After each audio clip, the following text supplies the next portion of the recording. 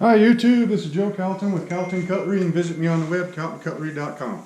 So today is not a knife making video or knife using video. It's, well, I guess it's kind of related because it has to do with hunting, and you know, when you go out hunting, where then hopefully if you're successful and you bring home your animal, you'll need to use your knife to work it up, right?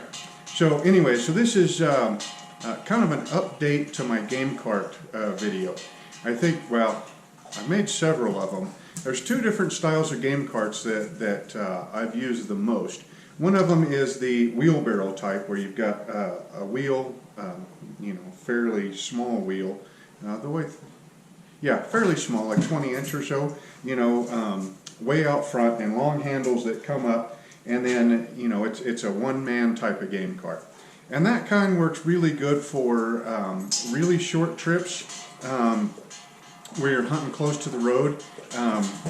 Antelope, if you're in like low sagebrush kind of country, you know, things like that. Fairly light loads, you know, antelope up to, say, I don't know, quarter of an elk at a time. The two that I've had, we have put half elk on at a time, but man, that's you're really kind of pushing the design limits of that particular style of cart, and it's usually kind of a tough pack. So my favorite cart is this style right here, okay? This is a two-man, mostly type of design, single wheel, and the wheel is a high one, okay? So that's a mountain bike wheel. 28, 29-inch, you know, whatever size they are, right? Whatever you've got. And it's designed to be used by two men. Now, you know, two men being two humans, right? So a man and a woman, or, you know, woman and a kid, you know, whatever. But, you know, the generic version of man there. Anyway, so you got a man on each end. You put your load right here in the middle, and this particular cart has got a brake on either end, which was something that I really wanted to do when I was designing this game cart. This cart here is actually based off of the original one. Was built by my good friend Chuck. Okay, Chuck is, I want to say he just turned 100 or just turned 101. The guy is a mechanical genius. I mean, he's really, really handy with just about anything mechanical. Anyway, so he built the original when him and his boy Bill were going to go on a, I want to say it was a mountain goat or a mountain sheep hunt. And it was going to be a stage type hunt. So they took the, you know, they loaded up the truck and they went to wherever the trailhead was going to be. And that was where their base camp was, there at the truck. Then they took a game cart very similar to this one, only sized for Chuck's size at the time. I'm 6 foot tall and usually run 220 to 230 or so. You know, so I'm a normal size guy because, well, that's normal to me, right? Chuck is, I want to say 5'7"-ish, 150, 160 pounds in his prime, or at least, you know, 20, 30 years ago when I met him. At the time, Bill was, I want to say 15 or 16 years old. And so he was, I want to say, about my boy's size, maybe a little bit bigger. He's got a little bit bigger bone structure. So anyway, so when Chuck built his cart, it was sized for, you know, 5'6", 150 pounds, something like that. I find their cart to be really on the small side. I mean, so he had it quite a bit narrower because he had narrower shoulders. So when I grab a hold of that thing, you know, I barely get my hips in, and, you know, I really seem to be fighting it. So pretty much, now on his cart, I have, I packed out a half of an elk in one trip by myself. I want to say it was about 3 miles or so. That year we went up elk hunting. It was opening morning. I ended up tipping over a 5 or a 6 point, one of the two. Tipped him over at about 8:30, 9 o'clock in the morning. Went over, got him dressed out, put the liver and the heart in my backpack, and went ahead and hiked back to camp.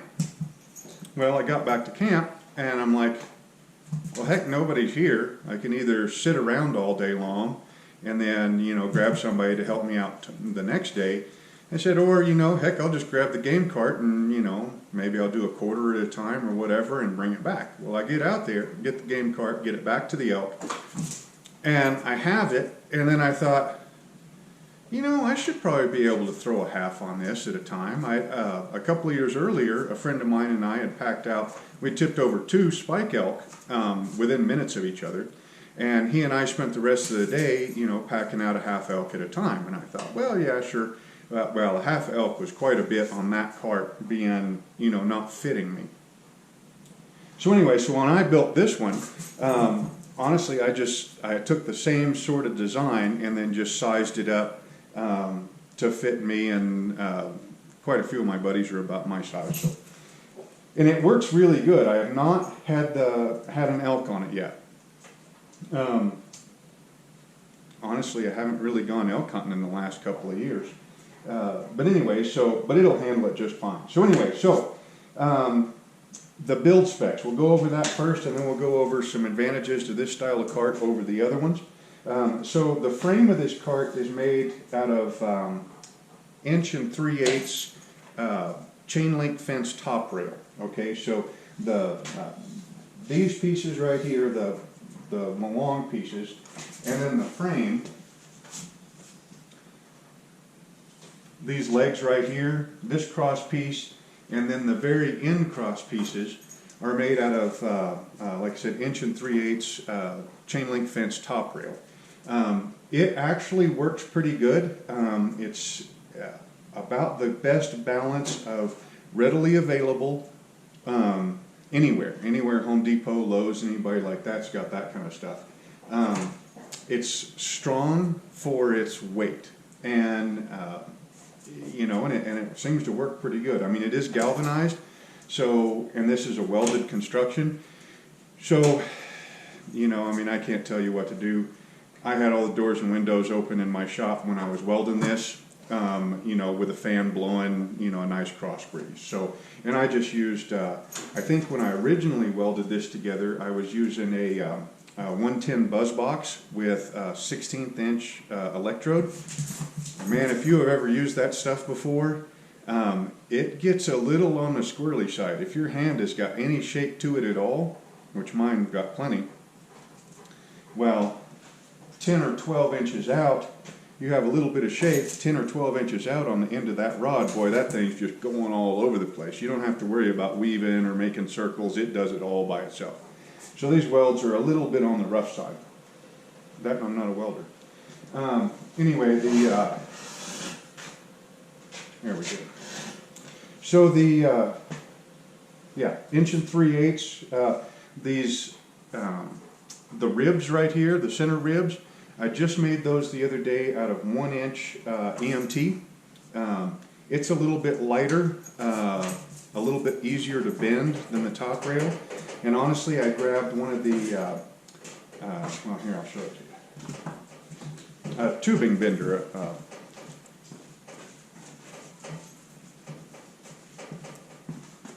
One of these, for actually bending conduit. This one right here will do the fence top rail, but it's a little bit stouter, tougher to bend. And so that 1 inch EMT, I figured for just cross pieces like that, and I've got 1, 2, 3, 4, 5 of them, I figured that would be just plenty.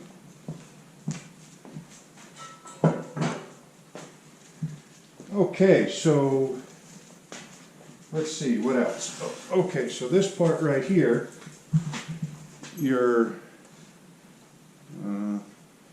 there we go. Okay, so the hub assembly and how these attach. This part right here was kind of a pain in the butt.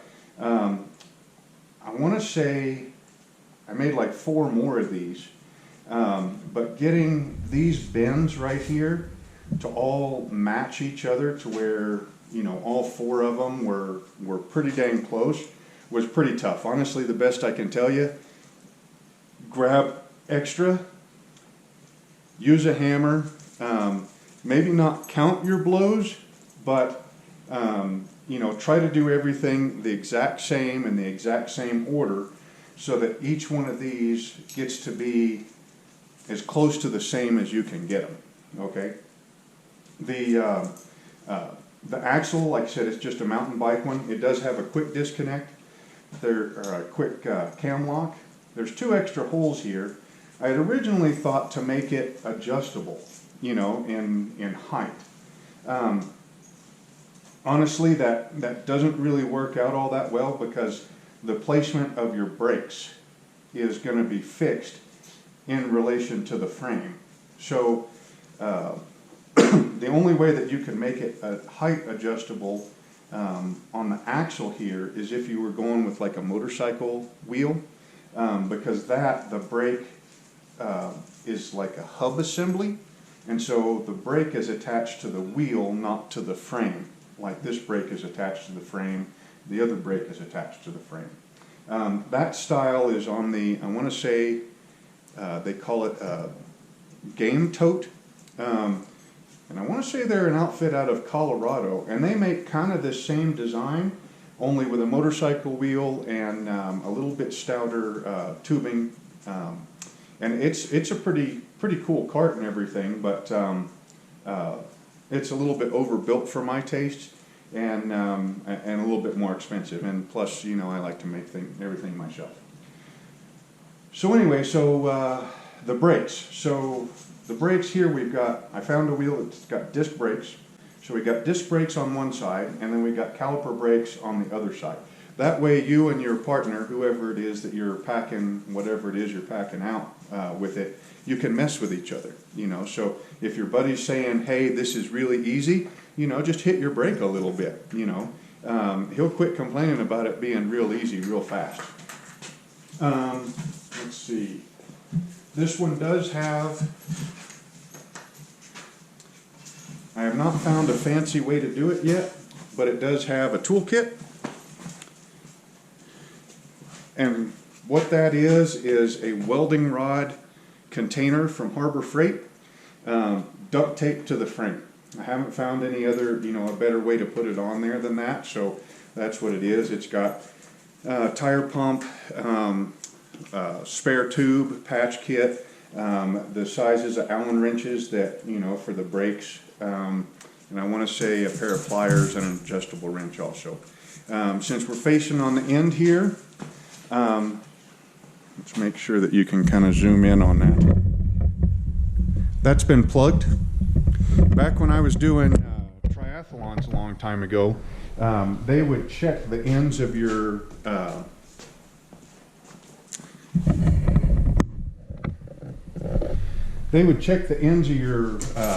your handlebars on your bike when you were riding, and if they didn't have plugs, they wouldn't let you race. The idea behind that is that if you don't have a plug in the end of your handlebar, and somehow you fall or you get into a wreck and somebody else falls on the end of your handlebars, that thing with no plug in the end is going to be kind of like a tubular spear, okay? And all that force is going to be concentrated on that tubing. And apparently they've had it happen before where, you know, that would, you know, just gut somebody, gut them or go through a leg or whatever. So pretty much what I did on these was nothing simple or nothing fancy. I just took a 2x2 and then chucked it up in the lathe, turned it down real quick to about the right size, coated it with barge cement and pounded it in the end. The handle coverings, I couldn't find anything you know, nice for it, so honestly I took an ace bandage and wrapped the crap out of it really tight and then went back over it with athletic tape. So it's got a little bit of give and it's not cold, you know, when you're packing out meat in the snow. The cross supports. This is pretty important. So when I first built this cart, I was in a hurry and I didn't have the tubing bender, okay, or I didn't have a tubing bender big enough for this size of pipe. So all of the cross supports were flat on top like this. And it worked okay. You know, it just, you know, when you would put an animal on top, it would sit on top. You know, it would, the bottom side of the animal would sit here. And then there was, you had to rope everything down. Get over here so I'm not turning over. So it would sit up here, and then you had to rope everything down really good, because if you tilted it to the side, or to this side, the animal would want to slip right off. Or if you set it down like this to take a break, it'd want to slide off the end. Okay? So, this year I was finally able to go ahead and get the tubing bender, and I cut those out and I put these bent ribs in. I think I put a little bit too much bend in it, but it's okay. It worked out pretty good. But I left the ends straight. Okay? And when we'll go over and I'll show you a couple of pictures of my boy and I packing out his deer with this year. These straight supports right here, they stop anything. So you put your animal here, and if you go down a deep, you know, a deep slope or an incline, or you're going up a slope or an incline, these right here will stop your load from coming into you or going away from you. You know, it keeps it centered. So when he and I packed that deer out, you know, I just took a couple of pieces of paracord, tied the hind legs onto here, the front legs onto here, and then the whole thing fit inside here, and that was it. I mean, we didn't have to rope it down any more than that. Of course, it was a short trip back to the truck, but still, it was very solid. Plus, this is probably, I don't know, 6 or 7 inches lower to get the center of gravity that much lower than up on top. So these bent ribs are really handy. You know, I want to say that's about it. So when you build one, make sure you go ahead and build it for your size. You know, stand comfortable, you know, with your hands pretty much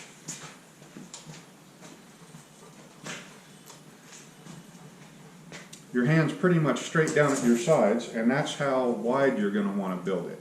Because since it's got only one wheel, it's going to want to tilt back and forth. So if you have it too close like this, you don't have a lot of leverage. You put it out farther, and you've got way more leverage, and you can control it. When you're running, like I said, it's designed for 2 guys. If you're by yourself and you're using it as a one-man cart, that's fairly easy to do also. What you do, if you've got 2 guys, you put the center of balance right over that axle, okay? And that way it's balanced front and back, okay? Then you and your partner, you only have to worry about side to side and then obstacles, okay? Plus, you know, up and down and everything. If you're by yourself, put your center of gravity this way a little bit. It doesn't take much. I mean, if your center of gravity is centered and you move it back 6 inches, it does put more weight on your hands, but now all of a sudden, it's kind of like a wheelbarrow effect. And it'll be an awful lot more stable than what you would think that it would be just looking at it. Like I said, this one right here, I wouldn't be afraid to toss a half elk on this thing and carry it out 3 miles. You know, over fairly rough terrain. You know, because it's sized to fit me and everything. Yeah. Another great thing about this is that if you have, well, it's kind of tight up in there with the truck, but once you get your animal on here and you get it back to the truck, let the tailgate down in your pickup truck, and then what you do, so like if you were on if you were in the bed of the pickup truck, just wheel it right up to the bed of your pickup truck, tilt it up, and set that into your handles in the truck bed, right on the tailgate. If you've got 2 guys, it's a little bit easier. You can do it with 1, but set those handles on the tailgate of the truck. Then climb up, or have a buddy climb up in the truck and just grab a hold of that end of the deer or antelope or elk, whatever, and just slip it right into the truck. No more picking it up and, you know, trying to muscle it into the truck either. So it works out really handy. Okay, so now would be a good time to go over and check out these pictures. Okay, so sorry I don't have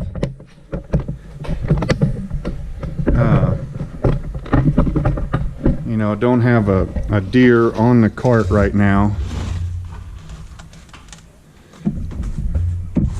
And we can look at all of that, but this is about the next best thing. So this is my boy's deer.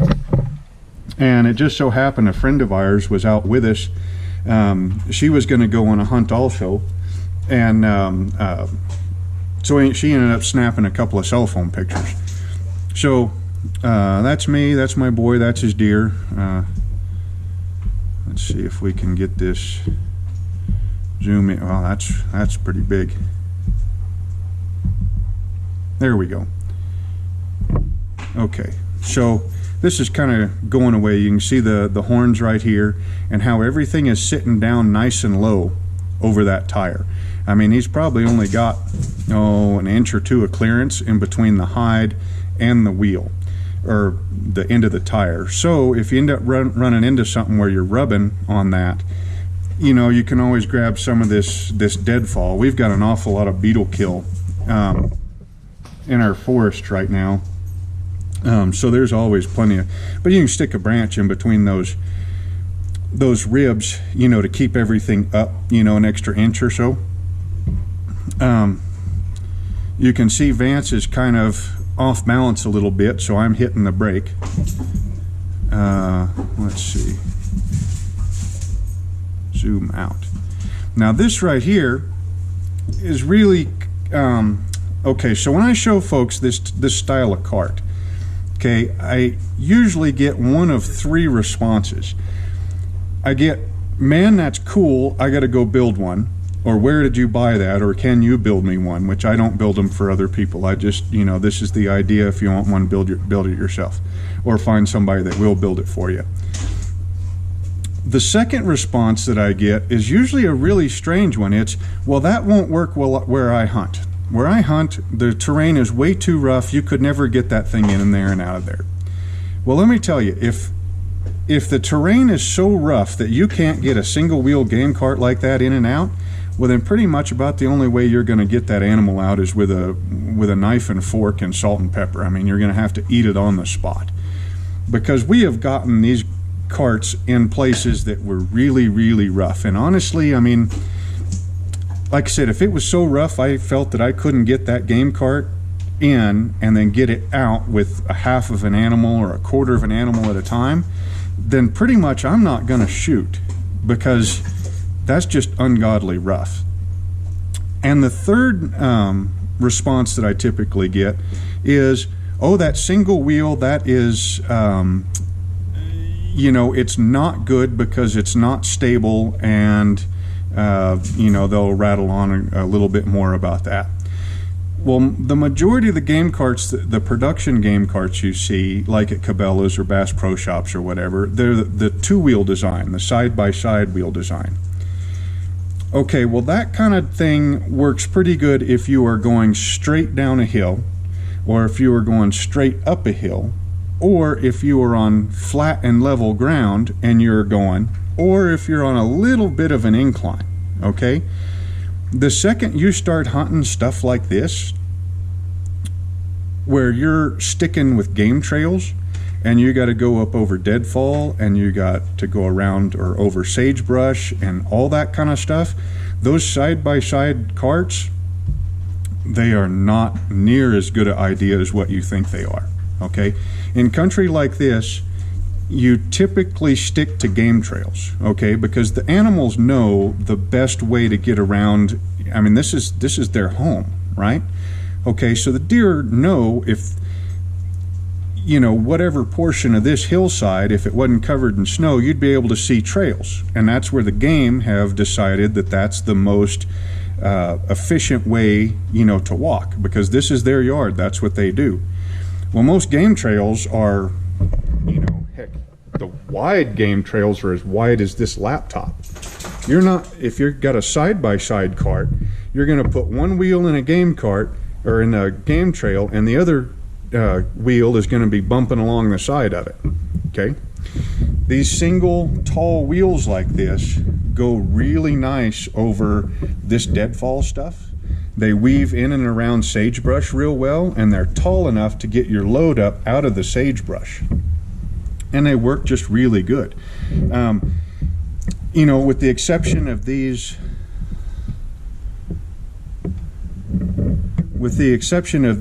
you know, big old honking rock piles, you're never going to kill anything on top of it. It's always going to be around the base of it and everything.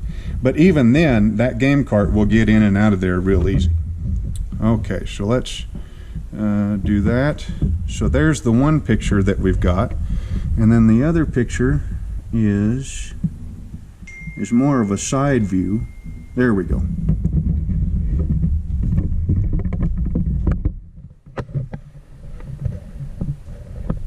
Like I said, remember guys, the screen I'm looking at on the GoPro is like 1 inch tall and 1.5 inches wide, so I'm hoping we're getting everything in there. And where'd my zoom in button go? Zoom in.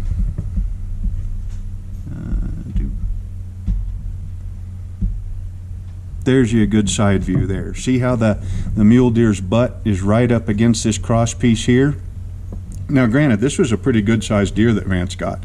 And then his neck, so we've got the straight piece, and we've got 1, 2, 3, 4, 5 curved pieces. So his nose is right up against that straight piece in the back. And we're not even at an angle, but you can see that if Vance and I were, you know, when we started going downhill and we were going down a hill like this, that straight cross piece is going to prevent that deer from running into his back. And then when we go up a hill like this straight piece right here is going to stop that deer from slipping backwards into me. But you can see that even through the snow and the deadfall and the sagebrush and all that kind of stuff, it just flat out works. Yeah. Okay, so I think we're done with that. We'll go back over here to the cart and finish up. So, you know, I want to say that's about it. I mean, we went over the construction. So the weight limits and everything. Okay, so we did have some kind of concern about the bicycle wheel. Okay, because like I said, that one outfit, that game tote, and hey, if you're not going to build one yourself, go to that place. Okay, I mean those, just checking out their website, that is a very cool cart. If you weren't going to build one yourself, I would say that would probably be a really good place to get it. But the bicycle tire and wheel. Okay, so a friend of mine owns a bicycle repair shop here in town. His name's George. George is an excellent guy. He also DJs or used to DJ stuff back before the whole virus thing hit. But anyway, so he does a bicycle repair shop. So he repairs mountain bikes, racing bikes, you name it, right? So I asked him, I said, well, hey, what is the weight limit on one of these, just a straight up mountain bike wheel and tire? And I said, I told him what kind of cart, that we were building and everything. And I said, could you throw on 200, 300, 400 pounds on that? And he said, well, think about it like this. You've got a mountain bike, right? And I said, yep, I've got a mountain bike. It's right there. He said, have you ever gone over like a jump or, been like 2 or 3 feet in the air and then come down on it? And I said, well, yeah, I try not to do that all that much, but yeah, it's happened a couple of times. And he said, did you wreck that wheel? And I said, no. He said, did you make it go flat? I said, no. He said, Joe, you're a 230-pound dude. So you got 230 pounds on that bike. Typically, it's split in half. So you know, each wheel, well, it's probably more like 60 on the back and 40 on the front, but, you know, each wheel is got 110 pounds worth of load on it all the time, right? You start going over bumps, you start going over jumps, all that kind of stuff. And most of the time, all that weight is going to come down and it's going to hit on that back wheel, all of it, for a little bit before that front wheel comes down and you know, then starts sharing the load. He said, unless you start loading this thing up, he said pretty much don't worry about it. He said pretty much you're going to not want to carry the load long before you're going to run into the limits of that mountain biking wheel. He said that the newer style wheels, I guess within the last 20 or 30 years, he said they're built so strong that for this application, pretty much just build the dang thing and roll with it and not worry about it. And honestly, I'd believe him. I mean, you start getting a half an elk or something like that on a cart like this, if you got one guy, okay, that's going to be about the limit of what you're going to want to do. If you got two guys, a friend of mine and I, with one of my other carts like this that I built, we did do a whole elk at a time, and it was in the snow. I had the motorcycle wheels set up, and I had it had a slick tire on it, and that really sucked. With the snow and everything, we spent more time fighting it than we did anything else, and I had built it too low. That's another thing. When in doubt, when you're building this on your height, if you can get you and your buddy over here, or get you and your buddy to the shop at the same day, and both just stand there, holding a ladder or what, if you build the, the straight section first, just stand there and hold it up, and then have somebody else run a tape measure from here to the ground. And you'll want to go that measurement at least. And if you're erring at all, err on the taller side. So take that measurement and add an inch or two. About the easiest way that I can think of to radically change your height. So let's say, Vance, he's 5'7". And we work pretty good together on this. I also briefly had somebody else that was about 6 foot. We threw a load on it and we just, carried it around a little bit just to see, and it worked pretty good there. So, 5'7" to 6 foot-ish, that kind of gap in heights of the guys working it doesn't seem to be a problem. If you've got more than that, so let's say you're taking your 12-year-old out hunting and you're 6'2", and your 12-year-old is 4'6", or somebody's got a fairly small spouse. It seems like the tallest people sometimes marry the shortest ones. If you've got a huge gap like that, make yourself up some handle extensions, okay? And it'll be like a dog leg. So you'll have a piece that goes inside the tube. Now, honestly, on that, you'd have to take your tube plugs out.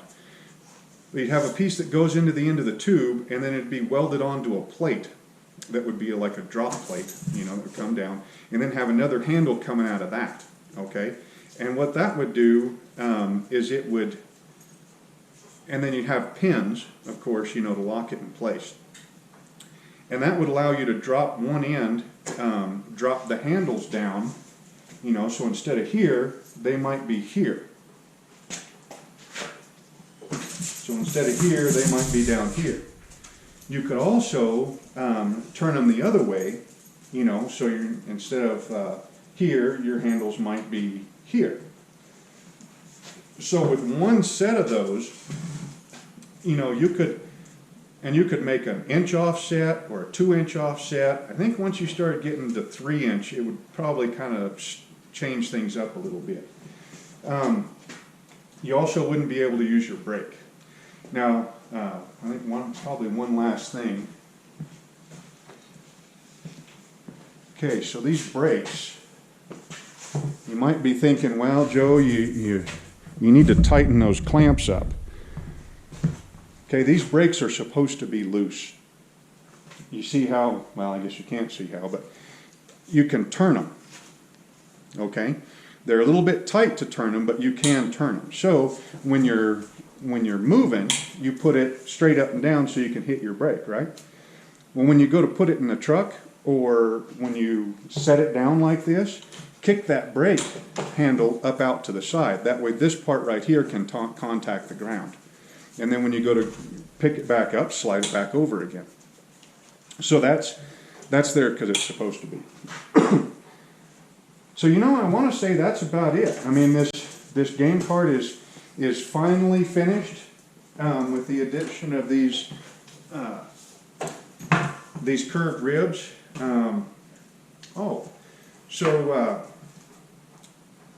So getting the animal on here, okay? The way we did Vance's with deer was on a hillside, right? So if it was kind of like you're uphill and I'm downhill, pretty much, we took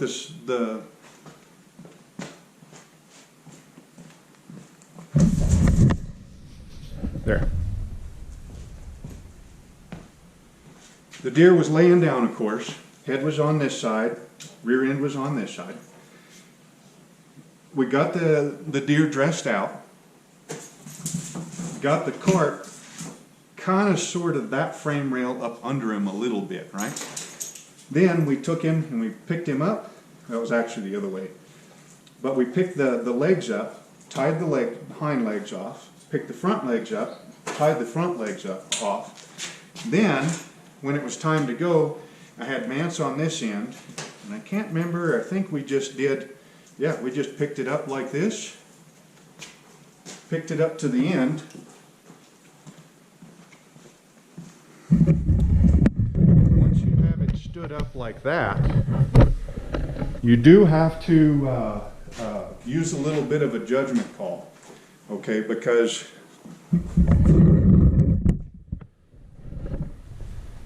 remember, this is still light gauge tubing, all right?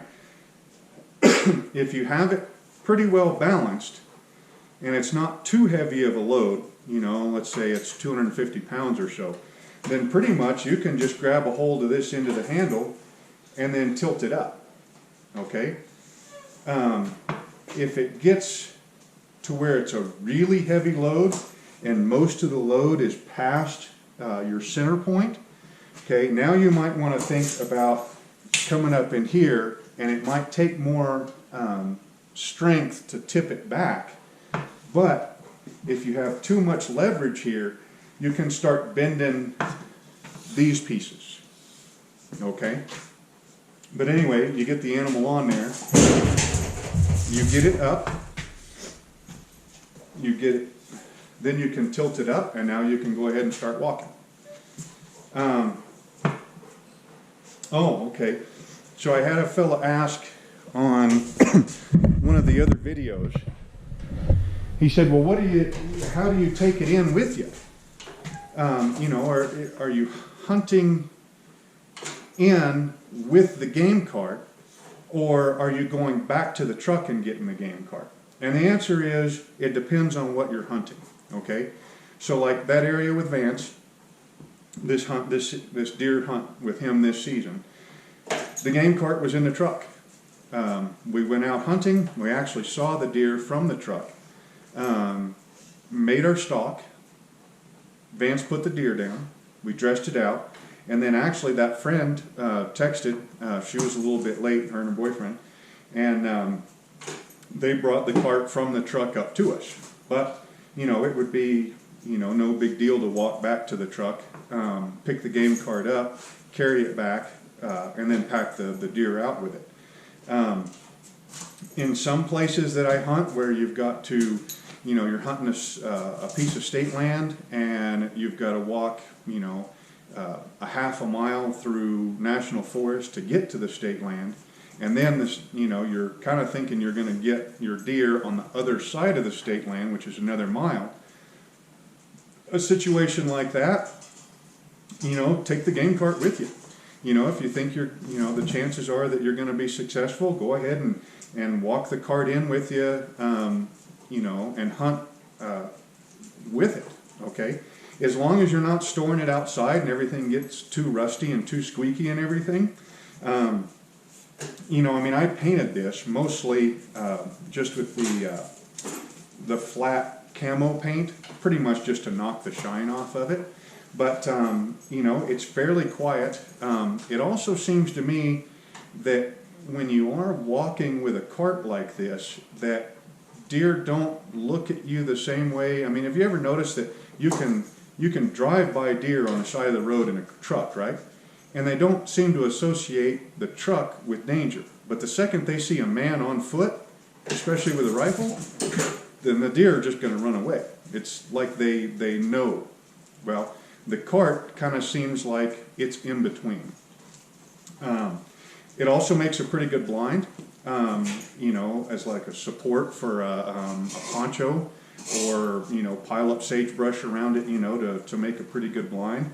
And then the thing actually does pretty good as a shooting rest, you know. So let's say you're walking along, hunting your way through, and you're going through an open area, and you see a couple of deer out there at, you know, 150 yards or so, and there's nothing to get a rest on. The sagebrush is a little bit too tall to get into a kneeling position, and there's no trees to rest, right? 150 yards, the deer see you already. Well, you know, this thing actually makes a fairly good rest. You know, toss your rifle up on it and rest off the cart. Same way if you're doing a blind and you got the thing, you know, laid down like this, and you're hunkered behind it, you know, toss a rolled up coat or something over the frame rail, and it makes a fairly good sitting rest. So anyway, so these carts work really good. You know, between this and a pack frame for those very rare occasions where you can't get a cart in, a kid's sled, you know, if you've got snow, or sometimes if you don't. But these carts right here, man, if you build one and start using it, you will not be sorry. Or if you buy one of the two. So anyway, so yeah, that's about it. Hope you enjoyed the ramble on the game cart, and if you use the fast forward button, that's plenty okay. Hope you, again, this is Joe Calton with Calton Cutlery. You can visit me on the web, caltoncutlery.com. Hope you all enjoyed the video, and we will see you next time.